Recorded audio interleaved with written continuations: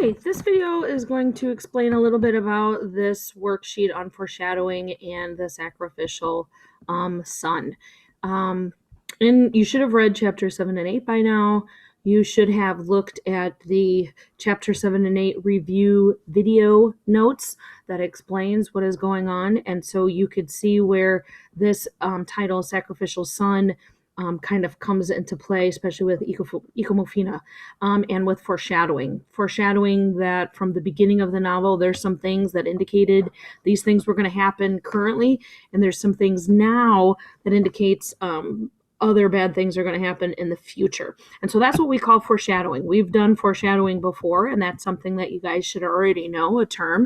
And we know that that refers to the use of hints or clues in our story or in a narrative to suggest future events or actions. And so, knowing those things are going to come, kind of like in a horror movie when the girl's walking down the hallway in a dark house and all of a sudden the music starts playing, that foreshadows that something bad gonna happen. She's gonna die. So we've got a lot of foreshadowing going on in our novel, even though you may not see it. So by pointing it out at this point, it's important, and maybe picking those things up as we continue or look back at what we've read and also what we continue to read.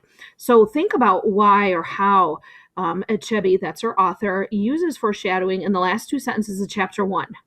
Why do you think he tells us so early that Ecomofina is doomed and ill-fated?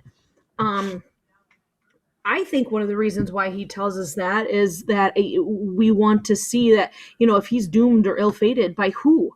How? Because he becomes so close to the family in the next several chapters and grows up with Okonkwo's children and begins to call him father. And so all of these things seem to be good. He seems to be having a good influence on the family and the children. So how can someone like that be doomed? How can someone like that be ill-fated? So there you have part of a foreshadowing. So many of the events have or will foreshadow the events in this novel. And so in this chart, there are 7 questions that I want you to answer and discuss that deal with kind of the foreshadowing that has already happened and that will happen.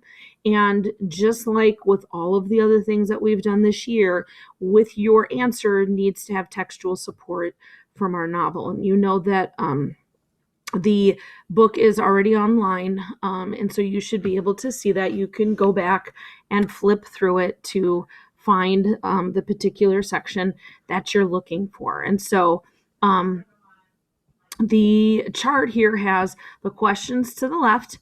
You're going to write your answer and your support in the middle, and then you're just going to tell me what chapter and page you found it on. Now, it's only chapter 7 and 8, so it's either going to be chapter 7 or 8, but I need you to give me that page number. And so we've got 7 altogether, so it's going to go on to a second page here. So make sure that you completely scroll down. But let's take a look at that first question. How has Naomi changed, and what has caused the changes? So that's the 2-parter.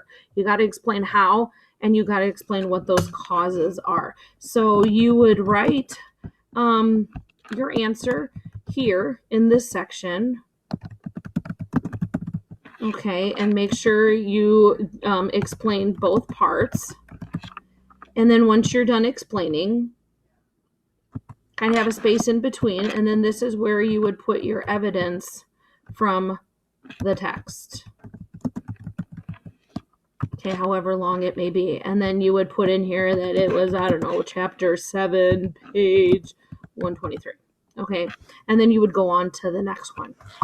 Now, one thing that I do want to point out to you is that many of these have multiple things to them that you have to answer. Like this one was a how and what caused it. This one is describing, and then what's the reaction and why. That's a 3-parter. Do you think he suspects? Why or why not? This is a 2-parter. Do you see that? We got 2 hows here. This one talks about a Bible verse. If you're not familiar with the story, you may need to look it up. And then once you have that, there's a what and a how. So again, make sure that you're looking at the question, making sure that you answer all of it. How do you think this is going to affect the relationship between these 2 individuals? So you got to talk about the death and then talk about the relationship. And same thing with this last one. Who and what? Okay, what is the effect? So you have multiple sections to these questions, and making sure that you don't just answer one, but that you answer both of them and you give evidence to support that.